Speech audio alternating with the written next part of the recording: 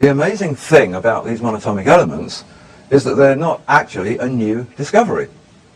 We seem to have caught up with them again, but we seem to know about them a long, long time ago. We can go back to some very ancient texts. We can go back to Egypt, we can go back to Mesopotamia, we can go back even to the Bible itself and find lots and lots of ancient references to magical powders which actually seem to do all of the things that scientists are now telling us that these are capable of. It called these powders, which were associated gold in Mesopotamia, they were called shamana. In Egypt they were called mufkut. So they had all these strange names. The Alexandrians called it the paradise stone. It's not a stone, it's a powder, but they called it the paradise stone. And in all cases, whether it was shamana, mufkut, paradise stone or whatever, they all said this is a mysterious powder of projection. A powder of projection, and the various cultures were unanimous on that particular description. They said it has powers of levitation, powers of transmutation, of teleportation. It seemed to be a vehicle by which they would communicate with gods. It was something to do with the afterlife of the Egyptian pharaohs. And they also said it was a key to active longevity. Because of this, people were able to live a long time, particularly those whose life it was part of, the high priests, the kings, the pharaohs. The Egyptian pyramid texts, they talk about the material. It's called mufkut. The pyramid texts come from the 5th dynasty tomb at Saqqara of King Unas. Here is described something called the field of mufkuts, and this is interesting because this moves into modern science again, the field of mufkuts. This material was meant to have a field around it or about it, or that it was associated with, that was very magical and very powerful, and was the field in which the pharaohs would communicate with the gods. It was the field that determined their final gateway to the afterlife. The stories of this field turn up earlier than the 5th dynasty. They turn up in the 4th dynasty. They turn up in the 3rd and the 2nd. And it's really interesting that we've never discovered the bodies of any of those old kingdom pharaohs. We've discovered what we think might be their tombs, but we've never discovered their bodies or their mummies. Those that we've got are from a much later time. Somehow or other they seem to have vanished into thin air. And the texts tell us they were sent into the field of mufkuts. Intriguing. This is a portion of an old Egyptian temple. There's an interesting story behind this temple. The anniversary of its discovery, the 100th anniversary, is next year. It was discovered in 1904, but it was not discovered in Egypt. Back in 1904, the Egyptologist Sir Flinders Petrie, British archaeologist, went on an expedition into the land of Sinai to map the country for the Egypt Exploration Fund. And that was the land apparently where Moses had taken the Israelites and they'd crossed this land of Sinai to get from Egypt into the Promised Land. And en route there they'd stopped at this amazing mountain. And this was the mountain where Moses saw the burning bush. It was where he received the 10 Commandments and the Book of the Law. It was where he seemingly spoke with God and where they built the Ark of the Covenant. And this whole story is full of accounts of fires and all sorts of amazing magical things going on. Anyway, they decided to climb this mountain. They climbed it. 2,500 feet above ground level, they found a great plateau with this temple, an Egyptian temple in the middle of nowhere. 270 feet of it on this plateau. Another equal amount of it back inside a cave that was carved into the mountain. This thing was very important.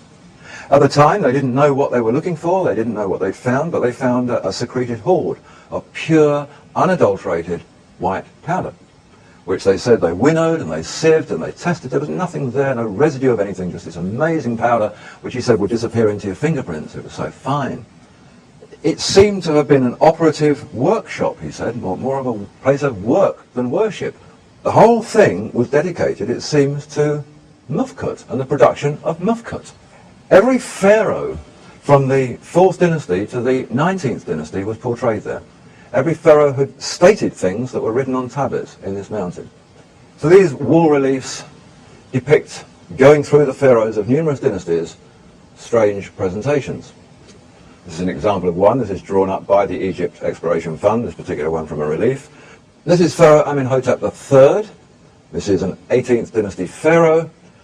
And the caption, these are all captioned in hieroglyphs. It says, Shebek Hotep brings the noble and precious stone to his majesty. He is the guardian who brings the bread, because he is the great one over the house of gold. So we have this, and we have this fellow here called Shebek Hotep, a treasurer fellow who's holding in the middle of the picture this cone-shaped object. So the association is there, and there are numerous of these. And once that had been discovered in this Sinai temple, the moment Egyptologists went back into Egypt and began to look, they've kept finding these. Mufkut cones, bread light. It was about bread. It was about something the kings ingested. They were eating this material. It was formed into little cakes, but it was a powder. The Old Testament book of Exodus gives us a really good example of this in operation. It took the longest time before anybody even thought to ask a question about this little bit of the story in Exodus. Many of you will know the story. Moses had been up the mountain. He'd come down with the Ten Commandments, and then he broke the tablets because he got terribly angry to see that his brother Aaron had collected all the gold earrings from the Israelites and melted them down and made a golden calf as an idol of worship. And he said, well, that may be the way we used to do things. We don't do that anymore. We have this new culture here that we're part of, and I've just spoken to the Lord of this culture, and we don't worship graven images anymore. And he got very angry. And then it says this, that he took the golden calf, he burnt it with fire, he transposed it with powder, mixed that with water, and fed it to the Israelites. Interesting little story. He took the gold, burnt it with fire, and transposed it into powder. That doesn't work. You heat gold with fire, or burn gold with fire, you get molten gold. You don't get powder. Nobody, it seems, thought to ask the question. They use this, it says, to make bread. They could mix it with frankincense, the Bible tells us, and mold little bread cakes, which the most ancient Bible text that we have, the Septuagint, the old Greek Bible, calls bread of the presence, presumably bread of the presence of God or of something important. Shemana means firestone. This is a relief from that temple, another relief showing a bread presentation again. It was always linked with bread. They were always little conical shapes. We know that from about 2,500 BC, the pharaohs in Egypt, or the kings before they became pharaohs in Greek times, were ingesting the bread cakes of this white powder substance. Only the metallurgical adepts knew the secret of its manufacture. Metallurgical adepts, yep, it's made from metal, that makes sense. The high priest of the temples had a very strange title. The high priests of the Egyptian temples were called the great artificers. Well, a great artificer is a worker in materials, particularly metals. So that was sort of interesting. It's beginning to link together, and thinking back to Petrie's concept, yeah, these were places of worship, not worship.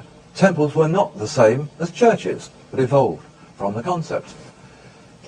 I actually looked in just the English language word etymological dictionary from Oxford University, that traces the origin of words, and lo and behold, I only had to go back 700 years to discover that the word we now use as worship had a K in the middle of it.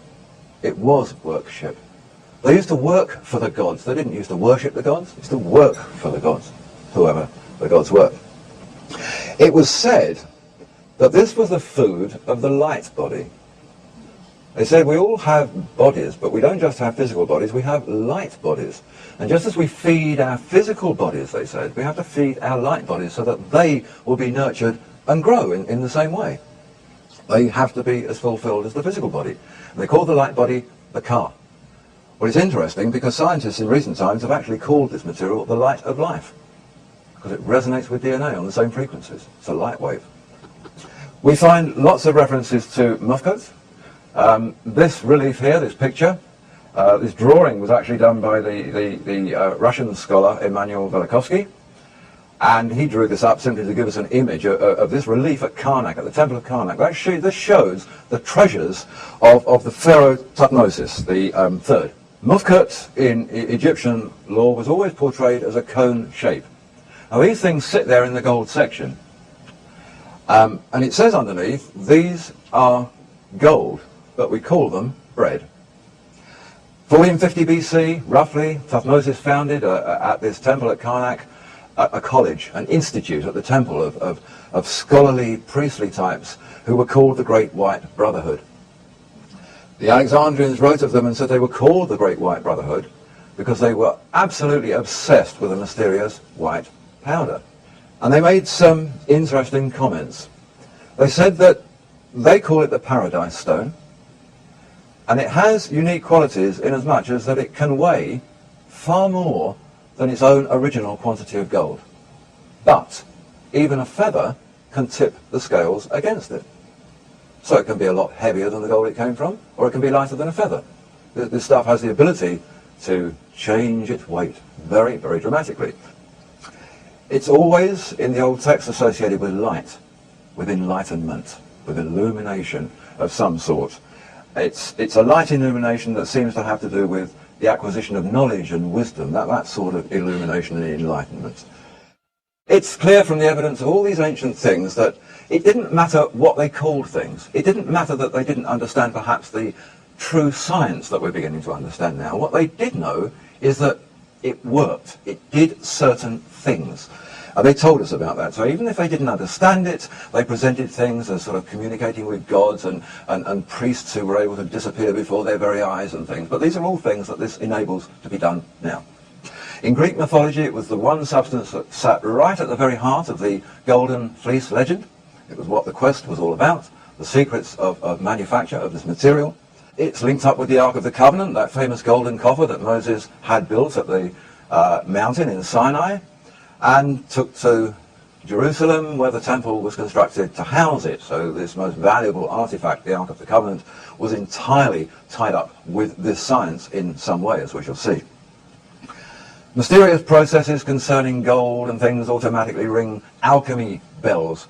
Pictures of wonderful wizened old chaps in medieval times with all sorts of potions and fires and things burning away, all trying to perfect this thing called the Philosopher's Stone, which Harry Potter has reminded us of yet again. It was in the middle 1600s, 1660, that Britain's Royal Society was founded and established and chartered by King Charles II, and it was that establishment of that society that embodied and led to the great discoveries of people like Christopher Wren, of Edmund Halley, of Isaac Newton, Robert Boyle, and all of these tremendous characters that emerged in the 1660s and 70s to make scientific discoveries that have never been made before. And most of those were made on the back of the fact that they were pursuing alchemy. They were searching for the Philosopher's Stone, and during the course of it they made lots of other discoveries. Just like today, in space research, we get for our households all sorts of other wonderful spin-offs. The discoveries of things like gravity and whatever were spin-offs from looking for the Philosopher's Stone. There was one particular fellow, classified today as an alchemist, although he was simply called a philosopher at the time. He was truly revered as a great master by the Newtons and others of the day. This fellow was called Irenaeus Philalathus. And for Irenaeus, Philalathus was reckoned to be the ultimate master in that period. And Philalathus had got a little bit fed up with the church propaganda about the Philosopher's Stone being some silly device to turn base elements into gold and whatever, and he thought he'd publish material and put the record straight in the public domain. So in 1667 in Amsterdam he had a work published called Secrets Revealed. And in this he discussed the Philosopher's Stone, its nature, its qualities, what they knew about it. But most important, he made this point: our stone is nothing but gold. Our stone is nothing but gold. It's gold digested to the highest degree of purity and subtle fixation. We call it a stone only because of its fixed nature, because it resists the action of fire as successfully as any stone. In species, it's more pure than any gold that it comes from, but its appearance is that of a very fine white powder. That was the Philosopher's Stone, straight from the hand of the most famous chemist, alchemist of his time. We go back 200 years, we go back to the 15th century, we can look at the last testament of Nicholas Flamel, probably the best known of all the great alchemists of all time, a fellow who spent 20 years from a very poor base studying his science and ended up probably as the greatest and wealthiest benefactor that France has ever known. He made the point on the 22nd of November 1416 when writing his last testament, exactly the same. Our stone is gold, but it's perfectly prepared gold. It's a fine powder of gold. That is our Philosopher's Stone. So we have a whole new perspective here. We have a perspective that says the Philosopher's Stone, despite all the propaganda, despite all the church has done to try and make it look silly, is not about turning anything into gold. It is gold. It's gold in the highest possible, purest form that it ever could be. And that white powder that we looked at earlier was exactly that. That was 24 karat gold. What's the gold that the Philosopher's Stone makes? The Great Enlightenment. Not the great enlightenment of money and wealth and riches and a lump of gold. The great enlightenment of wisdom and learning and intuition. That's the real Holy Grail. That's the true enlightenment.